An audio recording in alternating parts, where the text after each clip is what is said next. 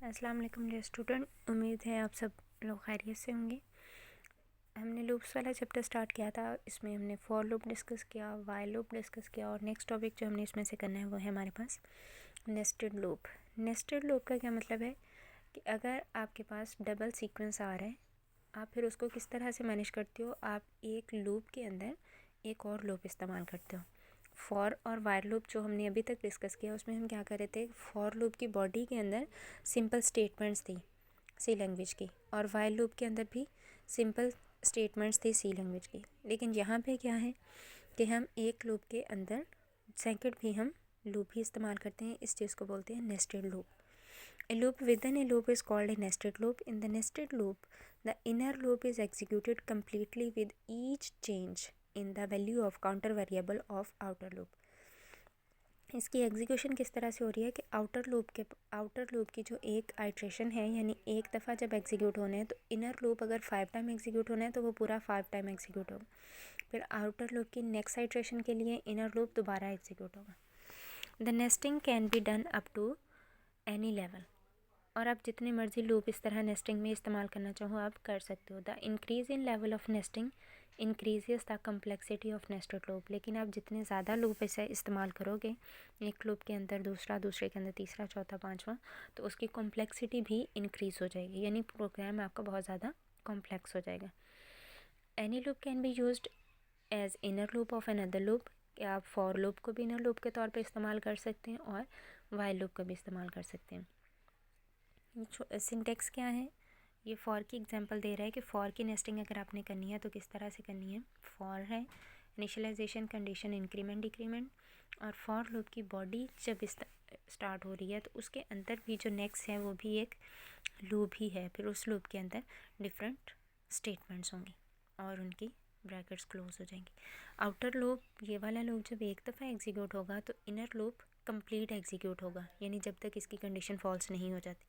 फिर outer loop की next iteration आएगी, उसके लिए भी इनर लूप कंप्लीट एग्जीक्यूट होगा। ये छोटी सी एग्जांपल दी है। फर्स्ट लूप है 1 से स्टार्ट हो रहे और कब तक एग्जीक्यूट होगा, लेस दैन इक्वल टू 2, यानी जब तक आई की वैल्यू 2 या 2 से लेस है। और इनर लूप हमारे पास है 1 से स्टार्ट हो रहा है और 3 तक एग्जीक्यूट होगा। आउटर लूप की वैल्यू 1 है और फिर इनर लूप 3 टाइम एग्जीक्यूट हो रहे हैं। फिर आउटर लूप की वैल्यू 2 है, इनर लूप 3 टाइम एग्जीक्यूट हो रहे हैं। ये भी एक एग्जांपल है। इसी तरह से जैसे ये सीक्वेंस है हमारे पास, अब यहाँ पे अगर हम ऑब्ज़र्व करें तो 2 सीक्वेंसेस बन रही हैं।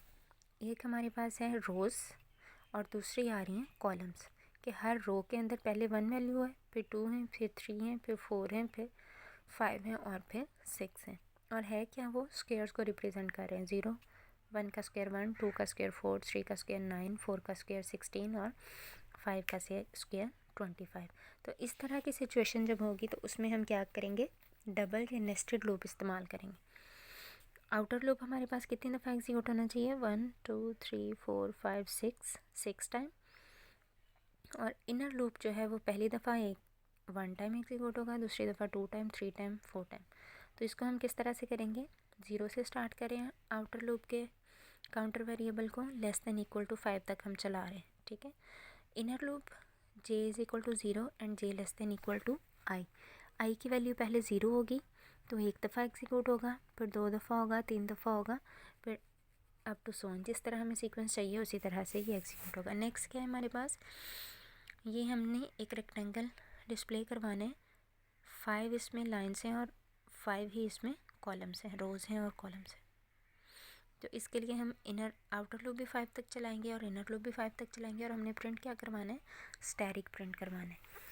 फिर इस तरह का भी हो सकता है। ये क्वेश्चंस इंपॉर्टेंट है, इनको आप अच्छी तरह से देखोगे। अगर कोई भी क्वेश्चन समझ नहीं आता है तो वो आप डिस्कस कर सकते हो जब भी करना चाहो। इसके जितने भी नेस्टेड लूप के जितने भी प्रोग्राम्स हैं वो आपने सारे प्रोग्राम्स देखने हैं। और नेक्स्ट इंशाल्लाह हम लोग स्टार्ट करेंगे चैप्टर नंबर 13। चैप्टर नंबर 13 से हमने बहुत थोड़ी चीज़ें करनी है, तो इंशाल्लाह 2 to 3 डेज़ में हमारा कवर हो जाएगा।